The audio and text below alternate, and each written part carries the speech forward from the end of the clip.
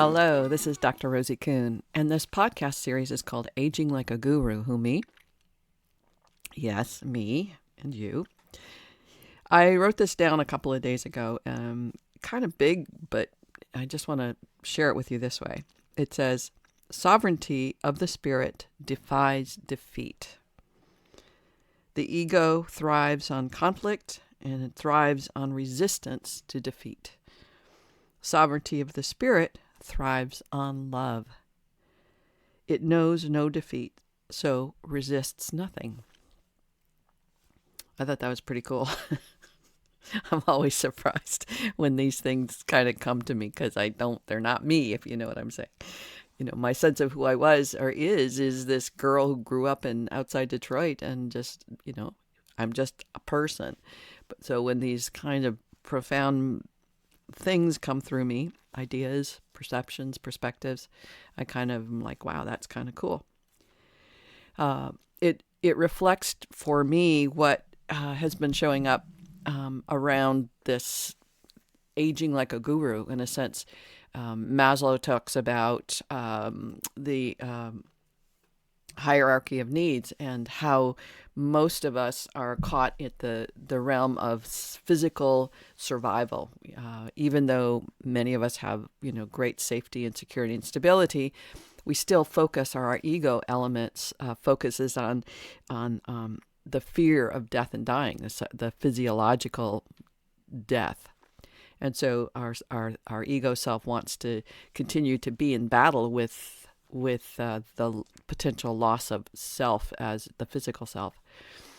And as we progress, we become more confident and we become more assured, and we learn more and more about who we are as a self-actualized person. Like, who am I, as I've been speaking about in these podcasts, who am I inside this experience of being a human being, inside this experience of transitions, of the adventure of learning who we are in this the conflicts that show up and arise for us in pretty much every day. And as we become more conscious of that, we become more capable and empowered to self-actualize, to actualize into the fullest expression of who we are, so that we're not limited by choices we've made in the past, or choices based on what other people think we should do, based on and what other people think is important. But we start to listen to our own intuition, listen to our own inner guidance, our own inner guru, to say, no, this is what's true for me. And that's what I'm willing to focus on and make real. So as you can imagine, my life is focused on self-actualizing and empowering people to empower themselves to self-actualize, or to become their highest expression, their fullest expression. And I say it that way in a sense that I have to empower myself. I have to be able to articulate and know what's true for me and how to do that. What's the process of becoming me in my fullest expression, so that I can empower other people like you to do the same thing, to be curious about, wow, how does that work? And how am I being in this? And where am I limiting myself? Where am I judging? Where am I denying my own truth? And so this is a constant evolution of self, both physically and emotionally and spiritually. And that's why Maslow created this hierarchy of needs that's really pretty clear about this process we call humanness. So the other day, in alignment with this, I was asked to do another aging group. So I've been running an aging group here on the island for a couple of years, and I just love it. It's just such a wonderful experience. And the word's gotten out how great it is. And so there are a lot of other people who would like to take this group or be part of this group or another group. And so I was asked, would you do another group? And part of me is flattered by that. And part of me goes, yay, more money and more visibility and more influence in the world. And that's all good. I get to share and empower people again, to empower themselves in a way that's really wonderful. But in myself, inside, it says, I don't want to do that. I actually don't want to do it. And there's a voice inside that says, you should want to do that. because it checks off a bunch of boxes. So there's a part that says you should want to do this. You should want to. And so it was like, wow, that's, and my response is, I'm pissed because I don't want to do it. And that's the justification back and forth. You should want to do it. No, no, no. It's back and forth inside me. So example one, example two, my grandson was here a couple of weeks ago and he left behind some packages of Cheerios. And so I had them for breakfast the other day and it was like, they just tasted so good. And I said to myself, I love Cheerios. And this voice in my head says, you shouldn't love Cheerios, and then listing all of the reasons why I shouldn't love Cheerios. And it's like, wow, I love Cheerios. But here's this voice that says, you shouldn't love Cheerios. And that came back to back with this experience of, you should want to run this aging group. And a third example is, most of you know, or some of you may know, that I do a lot of painting. It's something that's just so important to me. And I've got this beautiful home here, lots of solitude, lots of space to paint and be creative. And I don't want to. I should want to paint here. In fact, I do want to paint here, but I don't paint here because there's some resistance or some element of something that has me want to go down to my friend Marge's house and paint at her home with her. And so this voice says, you should want to paint here. You should make that happen. You should create that environment for painting here. And so I'm listening more clearly to the degree to which I have these conflicting messages in my head of, here's what's true. And, here's what's true. I love Cheerios and I don't want to do an aging group and I'm not painting at my house. And then I have all this noise of, you should do this, you shouldn't do that, you should check, you should check this, you should paint your car, you should da da da da da da. And it's the constancy of that message that I became more aware of. And it's the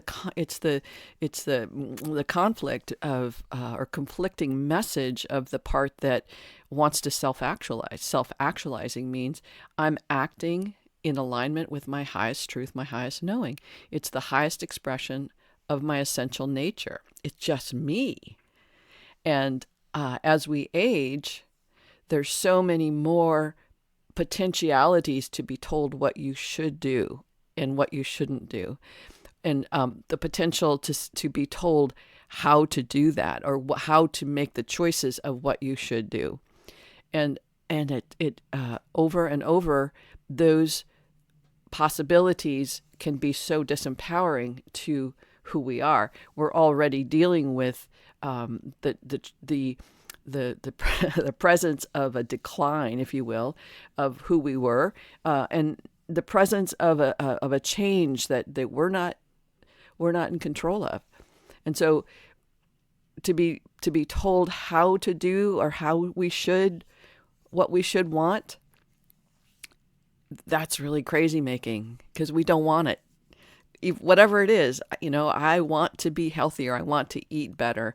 I want to juice every day, but I don't. I should want to. And so there's that part that keeps beating myself up little by little by little. And that's so defeating to my energy level, to my spirit, to myself, and the self that I am.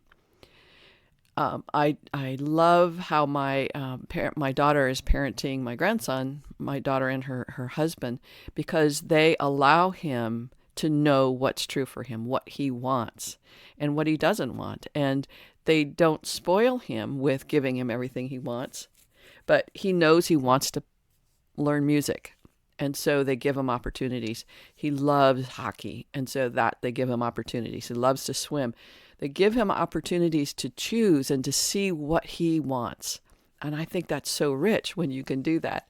To experience that as a parent, to say, you would like to explore who you are in that? I would love to give you the opportunity to do that. And the child is able to not be so constricted by, you shouldn't want that. You shouldn't be that. You shouldn't have that. All of that is so demeaning and disempowering as a reality within ourselves. So the point of this is just to be able to be more clear for yourself, potentially. Again, the curiosity is what I want to evoke in you. The curiosity of how are you empowering yourself or disempowering yourself with thoughts that says you shouldn't want that, you shouldn't have that, you shouldn't be that. And it's, again, not the should part of this conversation, but how you be inside with that conversation. Who do you listen to, and how does it impact on who you be in this process of aging and evolving your consciousness, unfolding into this fuller you. That's it for now. Big hugs to you. Please feel free to go to my website, theparadigmshifts.com. If you're interested in some life coaching, please look and see what's there in terms of that information, and feel free to call me or contact me to follow up around that if that's something that is of interest to you. All right. Blessings to you. Bye for now.